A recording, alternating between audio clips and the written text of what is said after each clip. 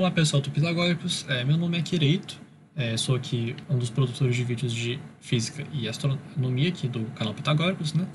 Hoje a ideia, né, ao longo dessa semana, na verdade, a ideia é a gente fazer vídeo de revisão para OBA, né, para que você consiga fazer uma boa prova.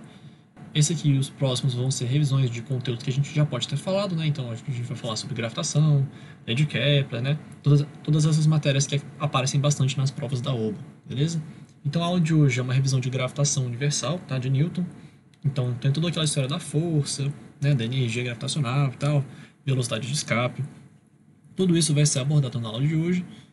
Tudo em forma de questões, né? Então se você ainda não viu o conteúdo teórico, eu recomendo que você dê uma olhada antes, né? Porque hoje eu não vou ficar fazendo muita menção a demonstrações e as fórmulas em si, né? A gente só vai aplicar essas ideias nas questões.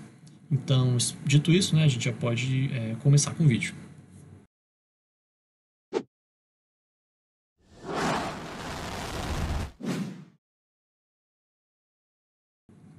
Bom, então a questão 1 é uma questão bem tranquila, né? A gente vai basicamente só aplicar a fórmula. Então vamos lá. Um planeta de massa m, ele se move ao redor do Sol em um círculo com uma velocidade v. Ele pede para a gente contar então o período de revolução deste planeta ao redor do Sol, beleza? Então eu vou fazer uma simplificação aqui, um desenho simplificado. Digamos que o Sol tem uma massa mzão, beleza? Ele está bem aqui no centro dessa circunferência. E a gente vai ter o nosso planetinha aqui com uma velocidade v nessa direção, tá certo? E nesse sentido. Então vai ter a nossa velocidade v aqui e o planeta aqui, beleza? O que a gente tem que lembrar na hora de resolver essa questão? É o seguinte, já que se trata de um problema de órbita circular, né?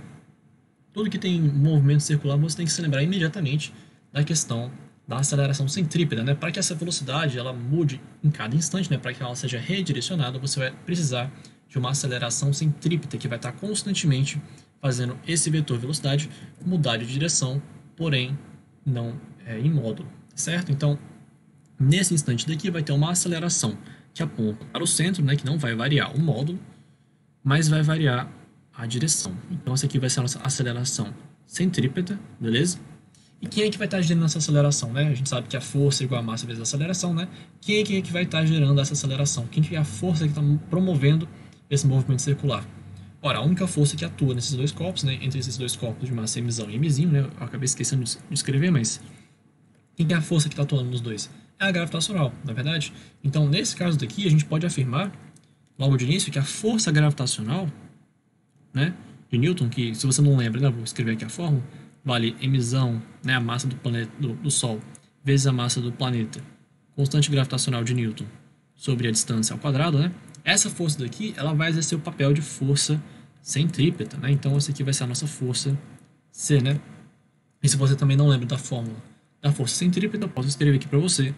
Ela vale mv ao quadrado sobre o raio, beleza?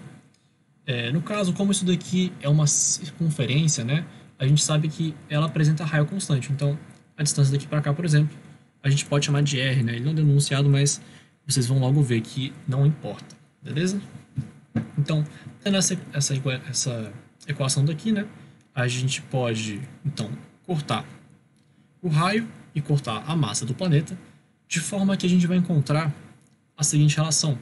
A gente vai encontrar que a massa do planeta, perdão, a massa do Sol, mzão, vezes a constante gravitacional, dividido pelo raio, vai ser igual a velocidade ao quadrado. Eu vou então isolar esse raio, tá certo? De forma que a gente vai ter que o raio vai ser a velocidade, perdão, vai ser a massa do Sol vezes a constante gravitacional sobre a velocidade ao quadrado, tá certo? Então essa daqui vai ser a nossa primeira equação. No momento pode parecer não muito útil, né? Mas logo vocês vão ver, né? O que a gente tem que lembrar agora é o enunciado da questão. Ele pergunta qual que é o período de revolução deste planeta, né? Então, a gente quer encontrar o período. Como que a gente pode relacionar período, né? Tempo com velocidade, né? Basta a gente lembrar da cinemática, né? Daquelas primeiras aulas de física que todo mundo tem. Então, o que a gente tem que se lembrar é o seguinte, que ao longo de uma volta completa, né? Ao longo de uma revolução completa, ao longo de um período completo, esse cara aqui ele vai andar um ΔS, né? Então vai ter um ΔS, vai ter um espaço percorrido. Vou chamar aqui de ΔS período, né? Então vou chamar de volta, na verdade, para ficar mais simplificado, né? Então Então, ΔS de uma volta inteira vai ser o quê? Vai ser justamente 2πr, né? Vai ser uma volta num círculo. 2πr, isso aí é geometria, né? Então 2π vezes o raio. Agora que você já deu uma volta, né? Esse é o espaço percorrido, qual que é o tempo que leva para isso acontecer, né? O tempo que leva, né, para o planeta dar uma volta circular é justamente o período, né? Então, o ΔS, perdão, o ΔT de uma volta é justamente o nosso período, né? O nosso T grande. Então, se a gente juntar essas duas relações, né, a gente sabe que a velocidade média é ΔS sobre ΔT, de forma que a gente vai ter o seguinte, que a velocidade média desse planeta vai ser igual a 2πr dividido pelo período, tá certo? Então, agora que a gente já tem a relação entre período, velocidade e raio, né, a gente pode só tirar o raio dessa equação usando essa expressão que a gente já encontrou anteriormente. Então, substituindo essa relação aqui, a gente vai encontrar que vai ser 2π sobre t, né, vezes o raio. A gente viu que o raio vale mzão, gzão sobre v ao quadrado, beleza? Então, agora a gente pode simplesmente isolar o valor do período e a gente vai encontrar então que t grande vai ser 2π mzão, gzão sobre a velocidade do planeta ao cubo, beleza? Então, questão bem bonitinha, né? Resposta bem legal.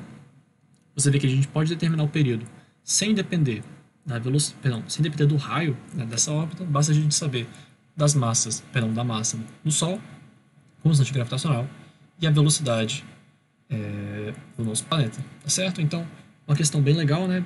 Deu para revisar bastante coisa, deu para revisar a questão da força gravitacional, né? Deu para revisar a questão da aceleração centrípeta, né? Um pouquinho de geometria até, e até mesmo cinemática escalar, né? Então, uma questão bem legal, bem interessante para revisão para OBA. Eu vou então só apagar aqui o quadro e aí a gente já pode partir para a próxima questão, beleza? Bom, agora a gente já está com o quadro limpo e uma nova questão para a gente analisar, né? Então, a questão pergunta: qual deve ser a menor velocidade inicial de uma nave espacial para que ela consiga escapar da atração gravitacional de um planeta de massa mzão e raio rzão, tá certo? Então, como é que a gente pode começar esse problema? Então, vamos começar aqui fazendo um diagrama, né? Fazendo um breve desenho. Então, digamos que esse aqui é o nosso planeta, né? Ele tem raio rzão e massa mzão, né? Então, são os dados do nosso planeta. E aqui a gente vai ter uma navezinha querendo escapar, beleza? Então, aqui a gente vai ter essa nave com uma velocidade inicial V0, né? A gente quer encontrar então qual que é o menor valor de V0 para que ele consiga escapar da atração gravitacional, né? Essa palavra escapar já deixa bem na cara que a gente está falando sobre velocidade de escape, né? Então, basicamente, uma maneira que a gente poderia escrever esse enunciado seria perguntar qual que é a velocidade de escape de um planeta de massa mzão e raio rzão, tá certo? Como que a gente vai fazer isso? Para a gente fazer isso, a gente tem que se lembrar da questão da energia gravitacional, tá certo? Então, a nossa energia potencial gravitacional é a seguinte. Então, energia potencial é a massa do primeiro, né, a massa do planeta, a massa do nosso foguete, né, vou dizer que a massa dele vale mzinho.